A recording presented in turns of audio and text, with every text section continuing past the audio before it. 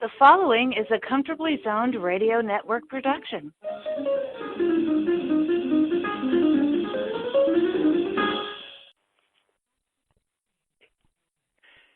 Thank you, Tally Olson. I am back, and you are comfortably zoned with me, the Zig Zag Man, in Alameda, California, right across the bay from San Francisco, across the moat from Oakland. And, I live up to my reputation every week.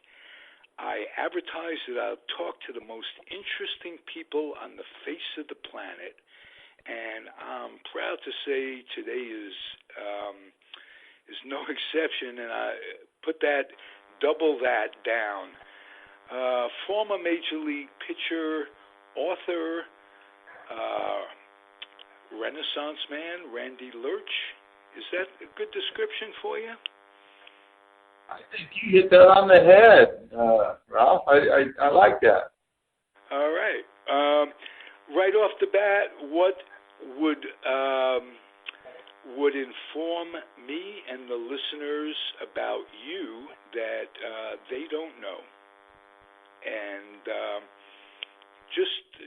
Randy Lerch, former player, former pitcher. Why is this guy so interesting? What's the major reason that you're so interesting? I think I like the Renaissance man part, and I mean, who would have ever thought, including myself, that I would be able to be called an author?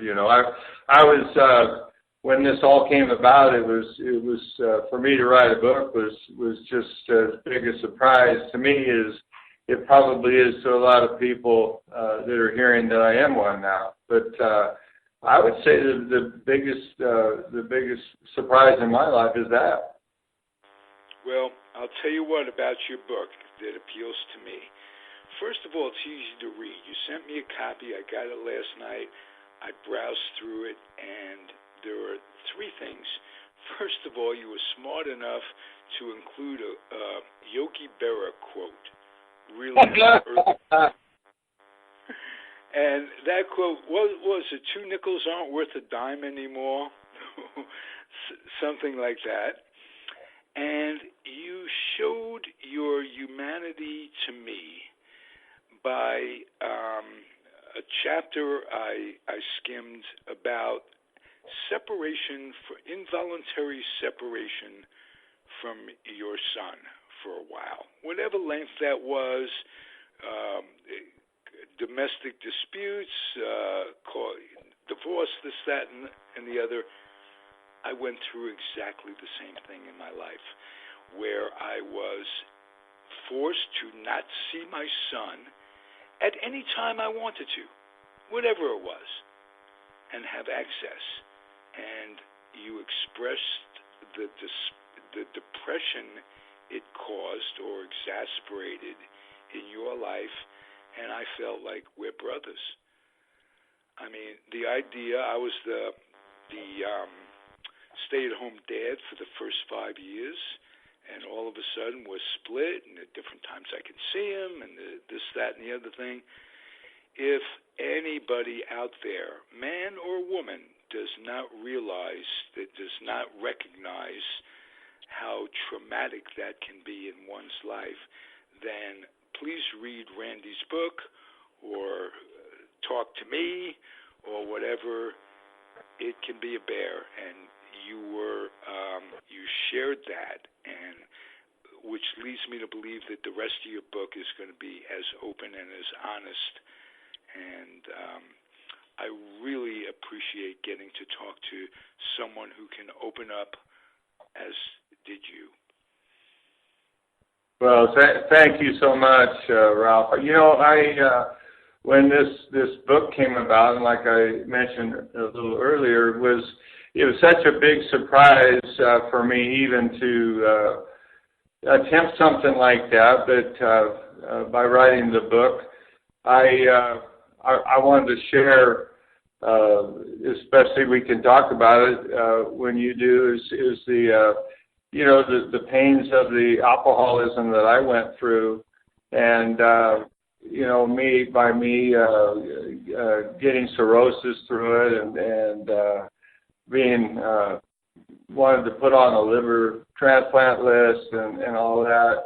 And that all being said and done, when you're talking about separation, not only from my son, but also my daughter, Christy, Randy Jr. and Christy, with all my trials and tribulations that we all go through in a lifetime, that was the biggest pain that I'd ever gone through. So, we feel the same pain, my friend. Yeah, and it ain't easy, and it doesn't go away. It's years later, and the memory of it, and the nightmares and what have you.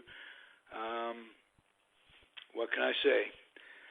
Randy, I want to get to know you a little bit beyond that. What music did you listen to as a kid growing up? When I was growing up, it was it was the Chicago. I remember my favorite song was "Color My World." It was let's see, it was the Beatles, probably the Bee Gees, what was the Beach Boys, that kind of stuff. And then as I got a little bit older, I guess as I grew and then learned more about my mom and dad and what era they grew up in, I pretty much, I called it oldies, but I guess oldies but goodies, but the ones with Buddy Holly and that group, and then as I graduated, it was country music that I do to this day. But I love music in general. All right. What did you read as a kid? I was not a reader until when you say kid, when I was younger in school, I wasn't a kid that enjoyed sitting in a classroom. I was too fidgety. I couldn't wait to hurry up and stare at the clock that said right underneath it that the teachers put in those days, "Time will pass, will you?" and I would just. Hey, isn't it funny that time took so long to pass in those days, and now it goes by so quickly? Isn't it true? And I just couldn't wait to I just want to play sports. I was one of the kids that would sit there so fidgety that I was always had one leg, fidgety and, being so fidgety and jumping around and stuff. I couldn't wait to get out. And then once I graduated and, we started taking our bus trips, the long bus trips, especially in the Eastern League where we would go on 10, 12-hour bus trips, I started reading, and I got into. I really liked the stories about the mafiosos and the hitmen and stuff like that. But I wasn't a reader early, and then graduated to start reading once I started taking those long bus trips. All right. Which was your first sport? You're a tall guy. Was it basketball, or did baseball come into it right away? It's funny. My first love was baseball. My dad was a semi-pro baseball player. I'll have that.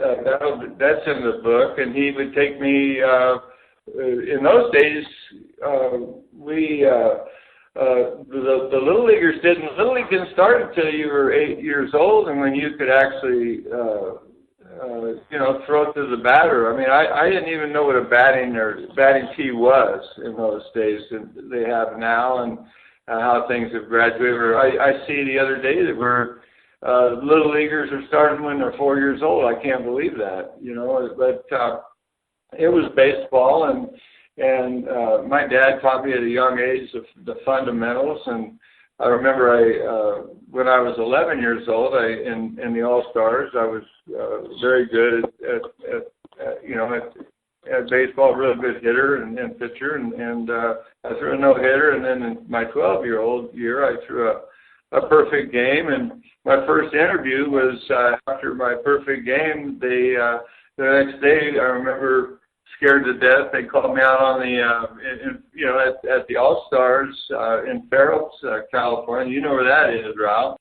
I sure do. I'm a Sacramento guy for 7 years of my life, and the years coincide with you growing up. I'm a little older than you are.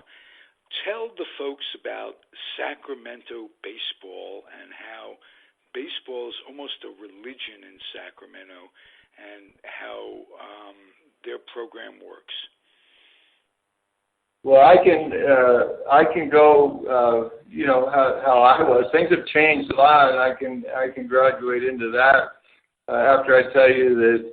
Little League. We had Rancho Cordova Little League and Mills Little League, and I was part of Mills Little League, but it was like you said, it was a darn religion. I remember they made a big deal out of our, especially opening day, but the moms and dads, like they do now, but it's a lot different to where when we used to go to the ballpark with our wooden bat that was broke, that we had cracked during batting practice because it was the only bat we had. We used to put nails in the handle and wrap it with tape, and that's what we used, whether it was broke or not, as to hit with. And we take that bat and slide our cleats over the bat and our glove over the handle of the bat and put it over our shoulder, and that was our tools. And we. Opening day. About the introductions on opening day. I was trying to get into radio then, and what these little leagues would do, they'd invite radio people or aspiring radio people to come out and introduce the entire team. From Rancho Cordova, number 9, Randy Lerch, that kind of thing.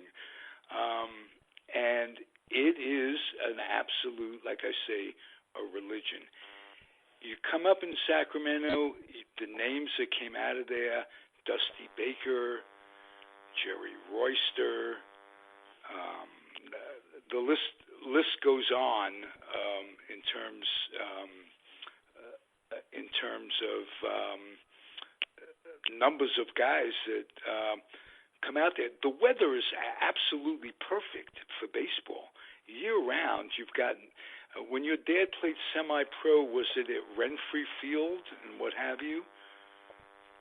I don't know exactly what field, but I know he tried out for the Sacramento Solons way back in the day, and I'll stop you right there where you mentioned Dusty Baker. On the 25th, I'm going to be inducted into the Sacramento Sports Hall of Fame, and Dusty Baker's going to be my presenter. It's a small world, but oh wow!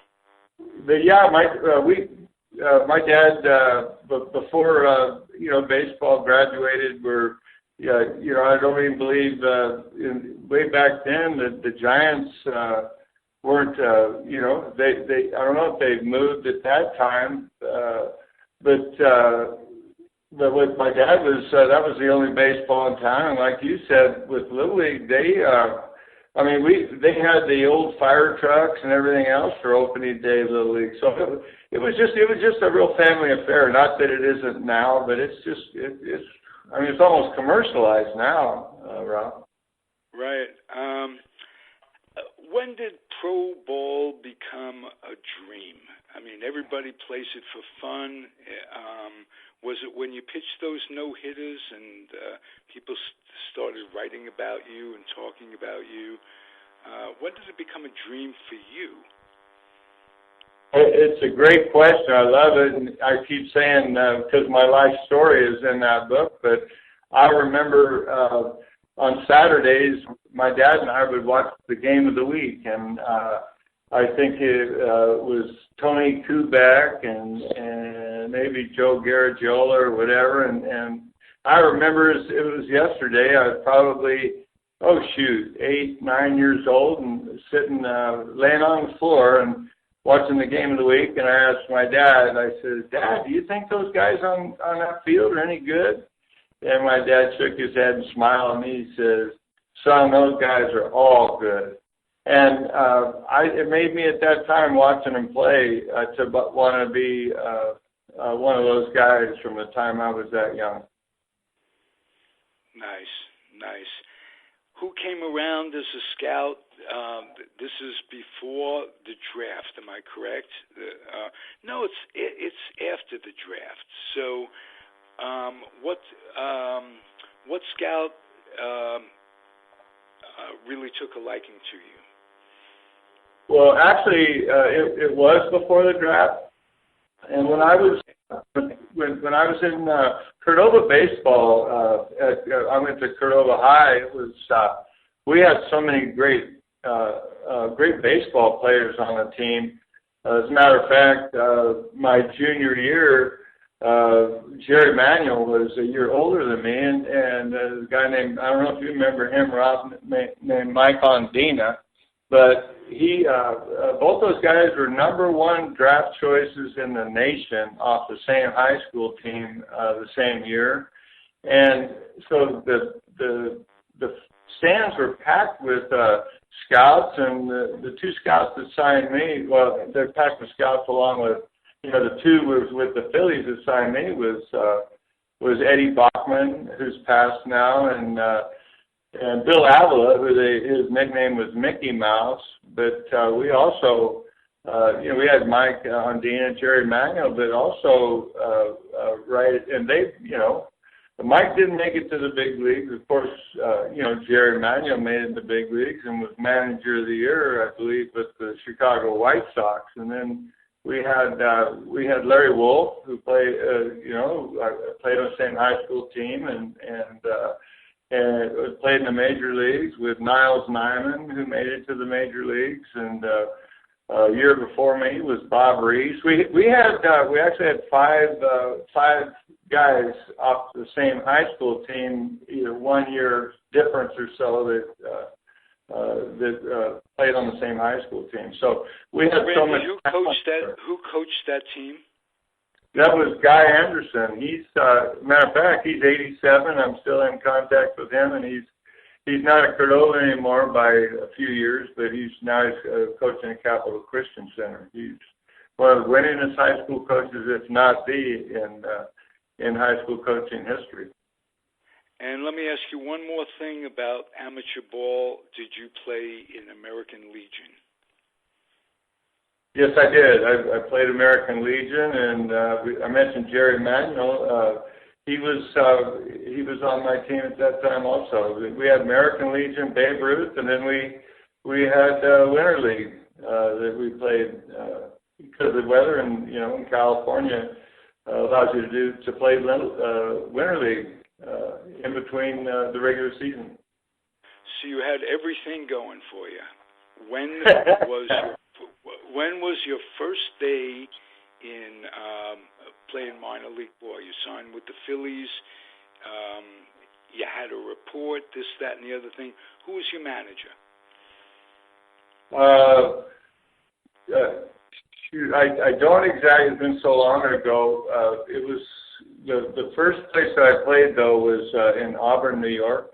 It was the New York Penn League, and I had no idea. But when I signed out of high school, I was just barely 18 years old, and I didn't know that after the high school season was done that you signed and then you wouldn't play another year of pro ball that same year. But I played in New York Penn League. It was kind of like not a low, but kind of an in-between Class A league. And I played with a lot of college kids, and I ended up leading the team, and I believe the league, with a 9-2 record and a 260-70 earned run average. Oh, wow. So you succeeded right from the start. Anything that held you back in the minors on the way up? Anybody greased the way for you, like you an awful lot? Anybody that you didn't like or didn't like you? I think that that wasn't a part of it for me at all. I was just such a, I guess I was such a green kid that everything was a new experience, and I was trying to learn. I mean, even to the point where I didn't even know what it was like when the pitchers had to run to stay in shape. And another thing that was a big surprise is, I was a outstanding hitter in high school, and I didn't know that once I got to the minor leagues that I wasn't going to be able to hit anymore. And that was a big deal for me to, to be able to play every 5 days. And but no, I think I was in Double-A. I was minor league pitcher of the year. I actually was called up at the end of the Double-A season when I was 20 years old. During my minor league career, I led the league in almost every pitching category all the way up. So I was a full-time major leaguer at 22 years old. I had a real good minor league career. How did you get notification that you were called up the first time? What was that like? It was unbelievable because I had no idea that the Phillies even thought of me as a major leaguer. My roommate was Dane Orridge. He was a Mormon kid that graduated from Brigham Young, and he was my roommate. And he kept saying, "Roommate, you're gonna make it to the major leagues." And I said, "What? Major leagues? I'm just happy to be here in the minor leagues." And in Double-A, we ended up winning our league, and we went to the playoffs, and I played against a Bristol, Connecticut team with a lot of the Red Sox players from those days. They were, Butch Hobson and company, and right. We went, and I pitched 14 innings against them. I ended up leaving the game tied, I think 1-1 or something like that. I don't know if we won or lost, but Dallas Green, the farm director for the Phillies, was in the audience, and after the game, he said, "Man, you pitched good, kid. How'd you like to pitch in the major leagues?" So when the rosters expanded, they called me up after the Double-A season, and that was my first experience, and I pitched against the Chicago Cubs. In your first game? My first game was against the Chicago Cubs, and I came in. It was your first game. Who did you throw to? Who was your catcher? It was Bob Boone. Wow. You know about his family and the legacy of, he was the son of a major leaguer himself, and his kids, one of whom is managing the Yankees, played in the big leagues. So that's pretty exciting with the Phillies. Who was the manager of the Phillies then? It was Danny Ozark, and you mentioned catchers, and Boone, both Aaron and Brett, Aaron is the manager for the Yankees, but they were just 6, 7, 8 years old or whatever, and they were at the ballpark every day running around out there shagging fly balls. And I went from throwing to Bob Boone, and then Ted Simmons, who just made the Hall of Fame. He was my catcher in Milwaukee, and then after leaving Milwaukee, I pitched to Gary Carter, who is a Hall of Famer with the Expos. So I was blessed to pitch against a lot of great catchers. Wow, the kid, Gary Carter. The kid.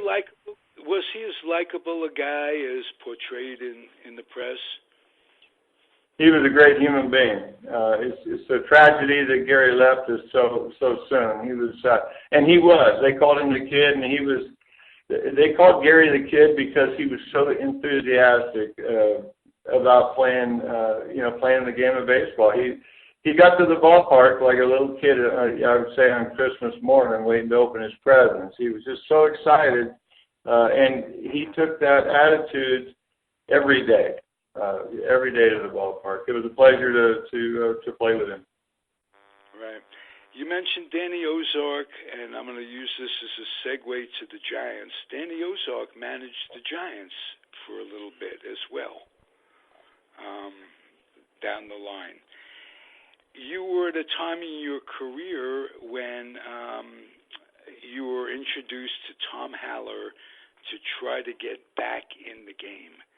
Now, I've co-hosted a show on this network with Tim Haller, his son. We did that a couple of years ago, and I got to know about the Haller family. That's a terrific family. They are wonderful people, and you got to know Tom, and Tom helped you. That's terrific.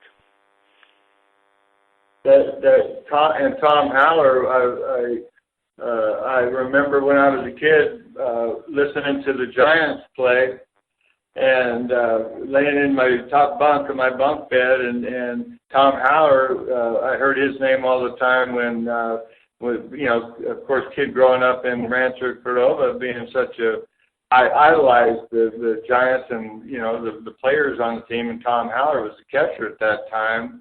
And you got to listen to Lon Simmons, probably the greatest announcer that ever lived. Well, he was so good, and Russ Hodges and Lon Simmons, right?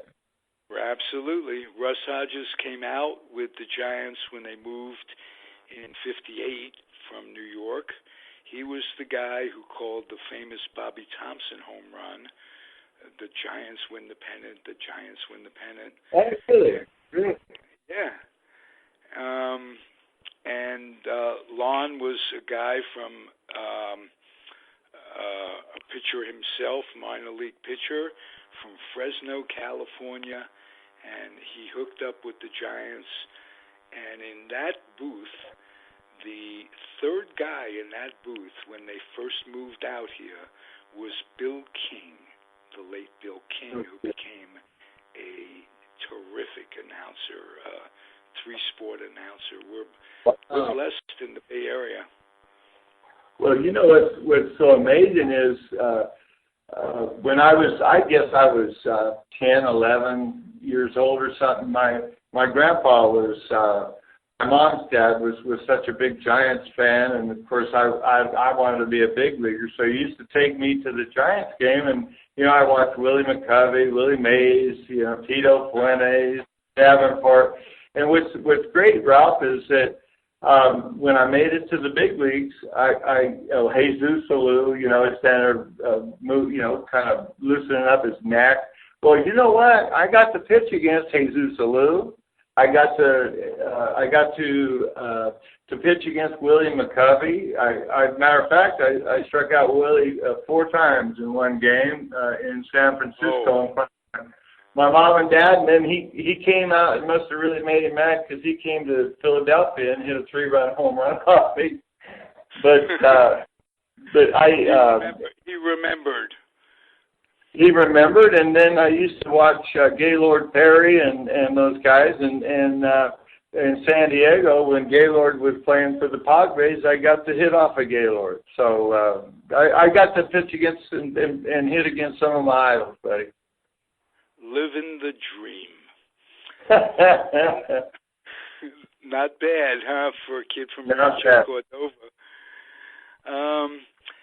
We're going to get into more, but we're going to do it in a separate interview, in a part 2. We're going to get into what could happen. When things are going good, it's fun. But we're going to get into life a little bit, and let's do that in part 2. And let me just tell you how terrific it is for me to reminisce with you. Going back to those days, should we tell them about your mom? As far as what part, buddy? Okay. She was a bank teller, and I had to tell you this story because you didn't know it. I said, what part? The story where Patty Hearst robbed the bank, and your mom was a witness to it, and I remembered it all these years later, and it was a story you didn't even know about or had forgotten. But if you check it out, and you will, that's a connect to when I lived in Sacramento, and when Patty Hearst was in the news as much as Trump is in the news today. No kidding. Yeah. Well, that surprises me because it doesn't surprise me. It surprised me that I didn't hear about it, or maybe I did and forgot. But how could you forget that, right? But I do remember that I think things are more important to some people than Patty Hearst. Yeah. Well, I left them. You had other things on your mind, my friend. Yeah. I went to the minor leagues, I know, right around the time Mom was a teller. How about that one? Yeah, I think it was Crocker Bank, and it was the bank that I used to race to cover my checks that I wrote. It was back in the days when you could float a check or two. Hey, Randy, terrific interview. We'll do it again soon, and tell us, before we go, your book is now out. It's in my hand. Tell us where folks can get it, and that'd be nice. It's called God in the Bullpen. You can get it at Amazon. The reviews have been really good, and it's not just it's a story of my redemption story, but it also has some great stories about the history of me growing up in Rancho Cordova, but some great funny stories about some major league stories. My buddy Tug McGraw and how he helped save my life, and then the problems I had and how God redeemed me through my abuses. Boy, you talk about Tugger. He was from Vallejo, California, and I went to Solano Junior College when I was in the Air Force, and one of my classmates was one of Tug's brothers, younger brothers. He had two. One was a catcher in the organization, and Hank, I think, was his name. And his name was another am I right? You're good memory. Good memory. Yeah, and his youngest brother was my classmate, and I come to find out that his life hasn't gone all that well. If I'm not mistaken, he's in prison, and oh boy, not good. Tug passed away. Tug was, and I'm a Met fan, as you may or may not know. So the history of Tug McGraw with the Mets is epic. That you got to know him, and he helped you, was another one of our connects. We've had a bunch of them today, Randy Lerch. Well, I can tell you, Ralph, that when you read the whole book, it is filled with hilarious Tug McGraw stories. Ones that these are not ones that you read about in the newspaper. These are clean, but they're hilarious stories of Tug McGraw. Beautiful. I've got it in my hand, and like I say, I thumbed through it. It is readable for sure. And I don't know, I think I told you this off the air. You had the good sense in the book to quote Yogi Berra early on. And that's terrific, Randy. You come back? Oh, for sure, buddy. I just feel, I just can't believe we have this connection like we do, and it makes it so much easier just to sit here and talk about growing up in Rancho Cordova, Sacramento area, my friend. Beautiful. Thank you, Randy Lerch. Thank you for listening, everybody. It's the Comfortably Zoned Radio Network. I'm Ralph Tycho with the weak link of it all. Randy, you were terrific. Thanks, my friend. All right. Thanks for listening, everybody. Adios.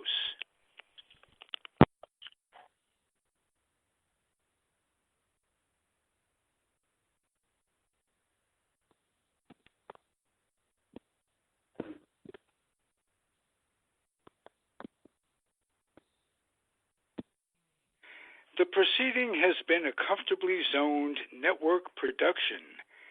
You are advised to keep your dreams wet, your humor dry, your children and grandchildren out of military recruiting offices and off the laps of clerics who wear dresses. Thank you for listening, everyone. Happy trails.